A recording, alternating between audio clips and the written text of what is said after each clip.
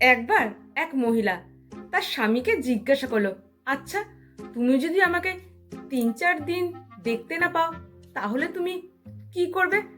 তার স্ত্রীর মুখে এই কথা শুনে স্বামী তো মনে মনে খুব খুশি হলো আর থাকতে না পেরে বলল, আমি তো খুব আনন্দ পাবো, এত আনন্দ পাবো যে কিছু বলার নেই। তারপর তারপর আবার কি?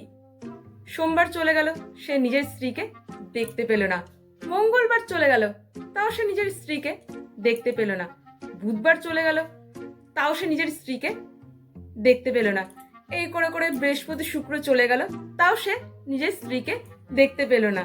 শনিবার যখন চোখের ফোলাটা একটু কমলো, তখন সে নিজের স্ত্রীকে দেখতে পেল।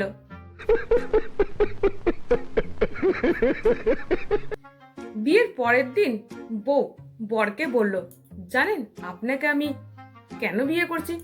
বর তো এই কথাটা শুনে অবাক হয়ে গেল আর জিজ্ঞাসা করলো, কেন? তখন বউ বরকে হাসতে হাসতে বলল যে, আমার বান্ধবীর বয়ফ্রেন্ড ছিলেন আপনি, আপনার সাথে বেশ কয়েকবার দেখা হয়েছে। আর আমার বান্ধবী ছিল খুব ঝগড়াটে, প্রায় দেখতাম আপনাদের দুজনের মধ্যে খুব ঝগড়া হচ্ছে। এত ঝগড়া হওয়ার পরেও তাও আমার বান্ধবীকে আপনি ভালোবেসে গেছেন, আর এই ভালোবাসা দেখে আমি আপনার প্রেমে পড়ে গেলাম। আর যখন আপনাদের ব্রেকআপের কথা শুনলাম, শুনেই বিয়ে করার চান্সটা লুফে নিয়েছি।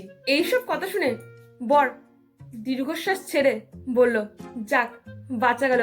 তো তাহলে আপনি আমার সাথে ঝগড়াটা অন্তত করবেন না। বরের এই কথা শুনে বউ তখন বলল, কেন ঝগড়া করব না? আমার এই ঝগড়াটে স্বভাবের জন্য বিয়ের আগে কোনো প্রেম আমার হয়নি, তাই তো এইরকম আপনার মতো একজন ধৈর্যশীল পুরুষ খুঁজছিলাম। একবার এক বয়স্ক ভদ্রলোকের সাথে এক কম বয়সী মেয়ের ধাক্কা লাগে। তো সেই ভদ্রলোকটি মেয়েটিকে বলল, সরি। তো মেয়েটি বলল, দেখে চলতে পারেন না নাকি, অন্ধ? তো সেই বয়স্ক ভদ্রলোকটি চলে গেল। তো এর কিছুক্ষণ পর সেই মেয়েটির সাথে এক কম বয়সী যুবকের ধাক্কা লাগে। তো সেই যুবকটি মেয়েটিকে বলল, সরি। তো মেয়েটি বলল, ইটস ওকে।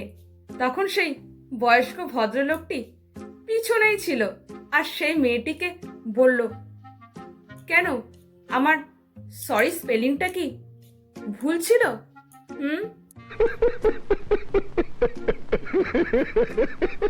শিক্ষক ছাত্রকে বলছে, এই হারামজাদা, আমি তোকে ব্যাকটেরিয়ার ছবি আঁকতে বললাম আর তুই আমাকে সাদা খাতা ধরিয়ে দিলি।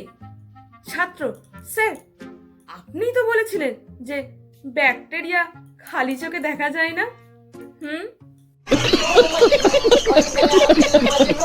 ফলটাকে দাঁড়িয়ে দাঁড়িয়ে খেতে দেখে ফলটাকে তার মা জিজ্ঞাসা করলো যে, কি রে ফলটা, তুই দাঁড়িয়ে দাঁড়িয়ে খাচ্ছিস, কি ব্যাপার?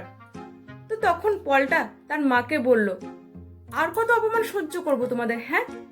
রোজ রোজ এক কথা শুনতে ভালো লাগে না, আর অপমান আমি সহ্য করতে পারবো না। তোমরাই তো বলেছ আর কতদিন বসে বসে খাবি।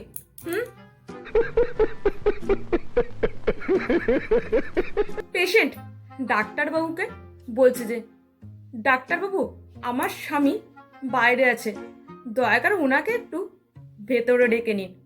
ডাক্তারবাবু সেই রোগীকে বলল, আরে চিন্তা নেই, আমি যথেষ্ট ভদ্র। তো তখন সেই রোগী ডাক্তারবাবুকে বলল, আরে না না ডাক্তারবাবু, আপনার নার্সটা বাইরে আছে।